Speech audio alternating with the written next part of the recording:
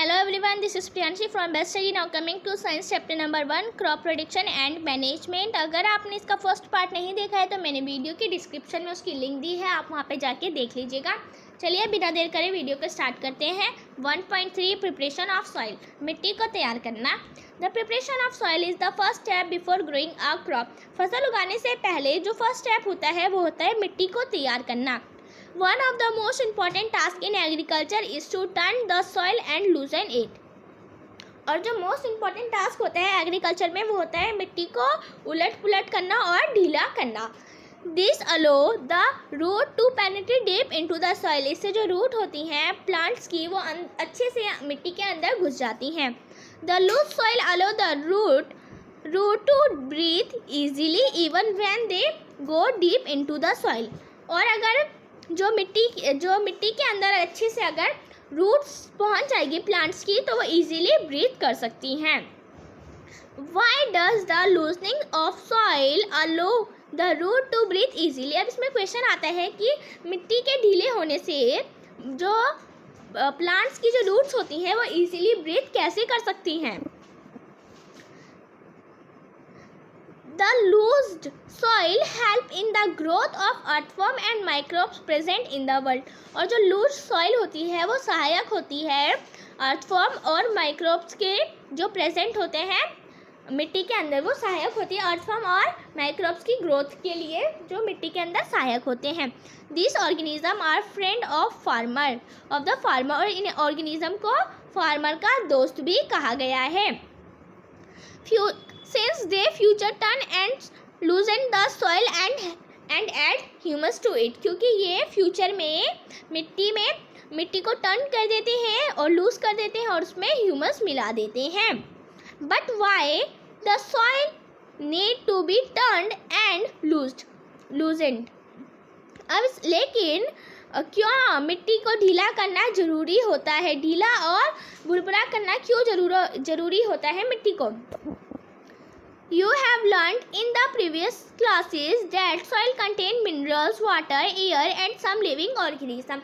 हमने अपने previous classes में पढ़ा है जो सॉइल होती है वो सॉइल कंटेन करती है minerals, water, air and some living organism. और कुछ लिविंग ऑर्गेनिज्म को वो कंटेन करती है soil. In addition dead plants and animals get decomposed by soil organism. और कुछ डेड प्लांट्स और जो भी एनिमल्स होते हैं डेड एनिमल्स वो डिकम्पोज हो जाते हैं सॉइल ऑर्गेनिज्म के द्वारा। In this way various nutrient in the dead organism are released back into the soil. और जो जितने भी न्यूट्रिएंट होते हैं डेड एनिमल्स और डेड प्लांट्स में वो रिलीज्ड बैक हो जाते हैं सॉइल में। This nutrient are again absorb by plant. और ये न्यूट्रिएंट प्लांट्स के द्वारा एब्जॉर्ब किए जाते हैं। अब है since only a few centimetre of the top layer of soil support plant growth, turning and loosening of soil bring the nutrient rich soil to the top so that plant can use this nutrient। अब है क्योंकि ऊपरी परत के कुछ centimetre की मिट्टी ही पौधों की वृद्धि में सहायक है। इसके उलटना पलटने करने से पोषक पदार्थ ऊपर आ जाते हैं। जो कुछ सेंटीमीटर की जो ऊपरी परत होती है मिट्टी की वही पौधों की वृद्धि में सहायक होती है। इसे उलटने पुलटने करने से पोषक तत्व होते हैं, पोषक पदार्थ होते हैं वो ऊपर आ जाते हैं। अब है turning and loosening of soil is very important for cultivation of crop. जो टर्निंग और लूजनिंग है ये बहुत इंपॉर्टेंट है कल्टीवेशन ऑफ क्रॉप के लिए। The process of loosening and turning of the soil is called tilling और प्लफिंग। और जो प्रोसेस होता है टर्निंग एंड लूजनिंग का इसे टिलिंग और प्लफिंग भी कहते हैं। This is done by using a plough. और ये प्लो की मदद से डन होता है। Plough are made of wood और आयरन। जो प्लो होता है वो वुड और आयरन का बना होता है। If the soil is very dry. अगर मिट्टी को ज़्यादा ही ड्राई है it may need watering before ploughing. तो प्लफिंग करने से पहले उसमें पानी डाल दिया जाता है। द प्लव्ड फील्ड में have big clumps of soil called crumbs. और और जब फील्ड को प्लॉफ्ट किया जाता है तो उसमें बिग क्लम्स हो जाते हैं, बड़े बड़े ढीले हो जाते हैं, उन्हें क्रम्स भी बोला जाता है। It is necessary to break this crumbs, और इन्हें तोड़ना बहुत ज़रूरी होता है। Levelling the field is beneficial for sowing as well as for irrigation. Levelling of soil is done with the help of a लेबर। अब है, जोते हुए खेत में मिट्टी के बड़े बड़े ढेले भी पड़ सकती हैं, एक पाटल की हेल्प से तोड़ना आवश्यक है। बुआई और सिंचाई के लिए खेत को समतल करना आवश्यक है, यह काम पाटल की हेल्प से किया जाता है। अब है, sometimes is added to the soil before tilling. This help in proper mixing of manure with soil. The soil is moistened before sowing. अब है, कभी कभी जुताई करने से पहले खाद डाली जाती है, इससे जुताई के समय खाद मिट्टी में अच्छी तरह से मिल जाती है। अब है, agriculture implements. Before sowing the seed it is necessary to break soil clumps to get better yield. Sowing करने, बीज बोने से पहले यह बहुत ज़रूरी है कि हम जो मिट्टी के ढेले हैं उन्हें तोड़ दें, इससे अच्छी खेती होती है। This is done with the help of various tool, और ये बहुत सारे टूल्स की मदद से किया जा सकता है। The main tool used for this purpose are the plough, hoe and cultivator. और जो मेन टूल है इस पर्पस के लिए वह है हो, प्लॉ एंड कल्टीवेटर। चलिए प्लॉ के बारे में पढ़ते हैं। This is being used since ancient times for tilling the soil, adding fertiliser to the crop, removing the weed and turning the soil. This is made of wood and is drawn by a pair of bull and other animals, horse and camels. It contains a strong rectangle iron strip called ploughshare. The main part of the plough is a long log of wood which is called a plough staff. There is a handle at one end of the staff. The other end is attached to a beam which is placed on the bull neck. One pair of bull and a man can easily operate the plough. अब है, जो हल है, हल बहुत पुराने time से ही हल का उपयोग जुताई, खाद, उर्वरक मिलाने और वीड्स को रिमूव करने और मिट्टी खुरचने के लिए किया जाता है। यह औजार लकड़ी का बना है, इसे बैलों की जोड़ी अथवा अन्य पशु, घोड़े, ऊंट की मदद से खींचा जाता है। इसमें लोहे की मजबूत रेक्टेंगुलर आयरन स्ट्रिप होती है जिसे प्लाउशीयर कहते हैं।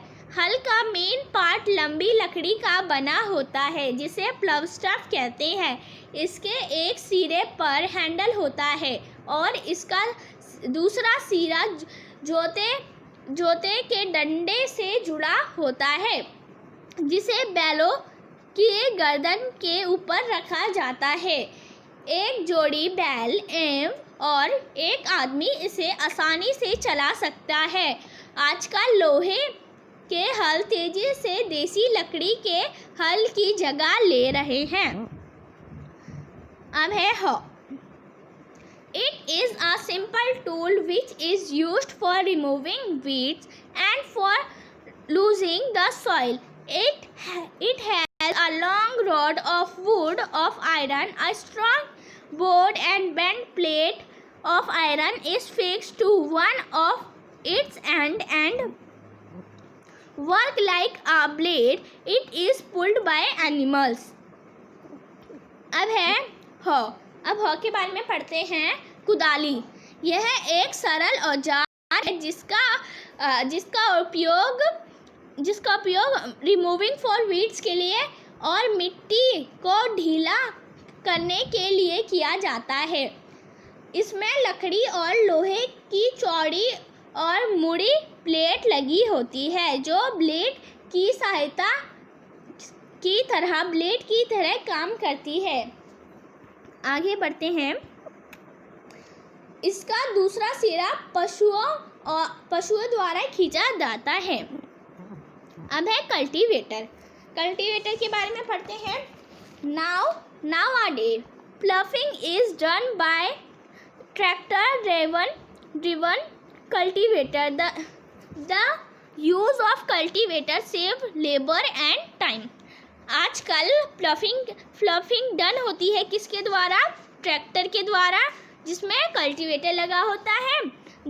और इससे क्या होता है? इससे लेबर की भी बचत होती है। अगर हम कल्टीवेटर का यूज़ करेंगे तो इसमें लेबर भी सेव होती है और हमारा टाइम भी सेव होता है। आगे बढ़ते हैं। सोइंग, बुआई। Sowing is an important part of crop production. Before sowing, good quality, clean and healthy seed of a good variety are selected. Farmer prefer to use seed which give high yield. बुआई फसल उत्पादन का सबसे important part है। बोने से पहले अच्छी क्वालिटी वाले साफ और हेल्थी बीजों को सिलेक्ट किया जाता है। फार्मर ज़्यादा उपज देने वाली बीजों को प्राथमिकता देता है। अब है selection of seeds. One day I saw my mother put some gram seed in a vessel and pour some water on them. After a few minutes, some seed started to float on top. I wonder why some seed float on water. अब यहाँ पे पहेली बोल रही है। एक दिन वो देखती है उसकी मदर वो चने के कुछ बीज लेती है और उसे पानी में डाल देती है। कुछ देर बाद, कुछ मिनट बाद, कुछ जो बीजें होती हैं, कुछ जो सीड होते हैं वो ऊपर तैरने लगते हैं। तो ये कहती है ऐसा क्यों होता है। अब है activity 1.1। Take a beaker and fill half of it with water. अब यहाँ पे आपको क्या करना है? यहाँ पे आपको एक बीकर लेना है और उसे फिल हाफ ऑफ इट, उसमें फिल हाफ करना है और उसमें वाटर डालना है। ठीक है, उसमें आधा वाटर डालना है। But a handful of wheat seed and stiff well. और उसमें क्या करना है? उसमें हमें थोड़े से एक मुट्ठी व्हीट के दाने लेने हैं और उसमें डाल देना है। वेट फॉर सम टाइम, और थोड़ी देर वेट करना है। Are there seed which float on water. अब कौन सी सीड फ्लोट करेगी वाटर के ऊपर? यहाँ पे हम देख रहे हैं, यहाँ पे कुछ सीड वाटर के ऊपर फ्लोट कर रही है। Would those be lighter or heavier than those which sink? अब यहाँ पे हम देख रहे हैं कुछ सीड है जो हल्की है और कुछ सीड भारी है। अब है why would they be lighter, और वो हल्की क्यों है? Damaged seed become hollow and are thus lighter। और जो डैमेज सीड होती हैं वो hollow, वो खोखली बन जाती है और वो इसलिए वो हल्की हो जाती हैं। Therefore they float on water, इसलिए वो पानी के ऊपर तैरने लगती है। This is a good method for separating good healthy seed from the damaged ones। और ये एक अच्छा तरीका है सेपरेटिंग अच्छी सीडों के लिए। जैसे कि अगर हमें ये बहुत अच्छा तरीका है सेपरेट करने के लिए अच्छी क्वालिटी के सीड्स को और हेल्थी सीड्स को और डैमेज सीड को हटाने के लिए। Before sowing, one of the important task is to known about the tool used for sowing seed. और बीज बोने से पहले एक इम्पॉर्टेंट टास्क है, वो है हमें उसके जो टूल्स होते हैं वो सिलेक्ट कर लेने चाहिए। उसके टूल्स के बारे में हमें जानना ज़रूरी है। बीज बोने से पहले हमें जो जितने भी टूल्स उसके यूज़ के होते हैं उनके बारे में जानना ज़रूरी है। ट्रेडिशनल टूल के बारे में पढ़ेंगे।